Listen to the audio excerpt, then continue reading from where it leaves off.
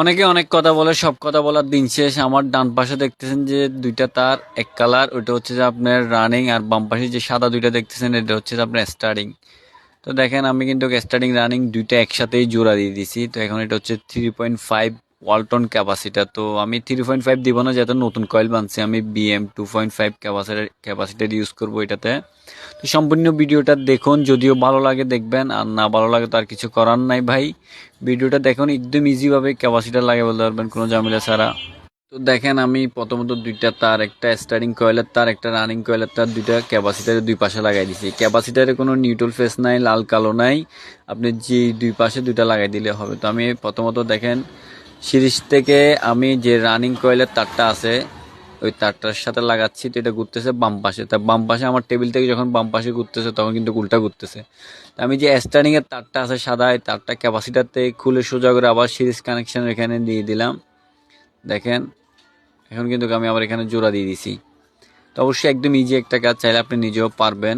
এটা দিয়ে যদি সম্পূর্ণ ক্যাপাসিটার লাগানো শিখতে পারবেন, কোনো সমস্যা নাই। তো দেখেন আমি আবার সেম ক্যাপাসিটারে লাগাই দিচ্ছি তারটা।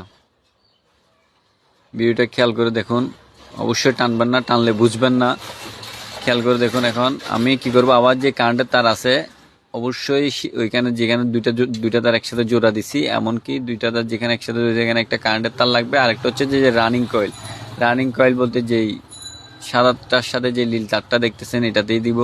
তো দেখেন আমি ডান পাশে ঘুরতেছে, তো আমার টেবিলতেই যত ডান পাশে ঘুরতেছে তার মানে অবশ্যই রাইট সাইডে ঘুরতেছে। তো আমি 3 নাম্বার টিউব নিলাম, 3 পিস। অবশ্যই টিউব কিংবা ট্যাপ ভালো করে দিতে হবে যাতে কোনো প্রকারের লুজ কালেকশন না হয়। এমনকি কানেকশনগুলো ভালো করে দিবেন যাতে আপনার অন্যজনও আপনার কাজ করে, একটা ইলেকট্রিশিয়ান আপনার বাসায় গেছে ফ্যানের ক্যাপাসিটার লাগানোর জন্য, তখন আপনি যদি কাজটা, অবশ্যই মেকানিকেরা যদি কাজগুলো ভালো করে, ইলেকট্রিশিয়ানরা অনেক খুশি হয়। যেমনকি বাসায় ক্যাপাসিটার লাগাইতে গেছে একদম ইজি, এমনকি কাস্টমারের বিপদে বসছে কাস্টমারও একদম ইজিভাবে লাগাইতে পারবে। ওই জন্য টিউব ইউজ করা সবচেয়ে ভালো মনে করবো আমি, যাতে এখানে ট্যাবের কোনো প্রয়োজন হয় না। তো দেখেন আমি প্রথমত এক পাশে সাদাটা লাগাই দিচ্ছি, তারপর এক পাশে নীলটা লাগাই দিচ্ছি।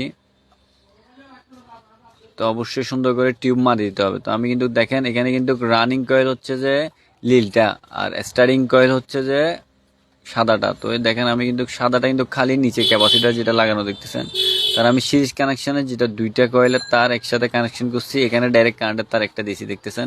সুন্দর করে টিউবটা টেনে দিব। এটা কিন্তু সরাসরি কারেন্টের তার, এটা কিন্তু কোনো ভেজাল নাই, এটা দুটোটাই কিন্তু উপরে উঠবে।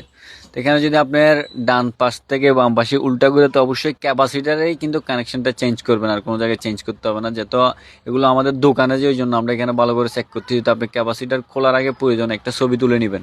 ছবি তুললে একদম ইজি একটা কাজ, কোনো সমস্যা নাই, এগুলো আপনি চেষ্টা করলে পারবেন। তার একটা না বললে নয়, যারা ঢাকায় ফ্যান ইউজ করেন তারা খুবই কেয়ারফুল থাকবেন, এমনকি সতর্ক থাকবেন। আমি যে জামনারটা লাগাচ্ছি এখান থেকে কিন্তু বেশিরভাগ ফ্যানগুলো ছিঁড়ে পড়ে যায়। তো অবশ্যই বল্টুটা ভালো করে টাইট দিবেন, এমনকি বল্টুর মাথায় চারাবিন না থাকলে অবশ্যই টেপ পেঁচাই দিবেন। আর এমনকি ক্যাপাসিটার লাগানোর সময় ক্যাপাসিটারের টেপটা ভালো করে পেঁচাবেন, কেন ফ্যান চললে কিন্তু ক্যাপাসিটার লুজ হয়ে যায়। আর অবশ্যই যে উপরে ফ্যানের বল্টুর উপরে ডাউন পাইপের উপরের অংশতে অবশ্যই ট্যাপ পেঁচাই দিবেন, কেননা যে কাঁটাটা আছে কাঁটা দিয়ে যদি তার ঢুকে যায়, অবশ্যই বল্টু টাইট দিলে তারটা কিন্তু নষ্ট হয়ে যাবে, তখন ফ্যান শর্ট হয়ে যাওয়ার সম্ভাবনা থাকবে, এমনকি তার কেটেও যাবে। তো অবশ্যই এই কাজগুলো খেয়াল রাখবেন।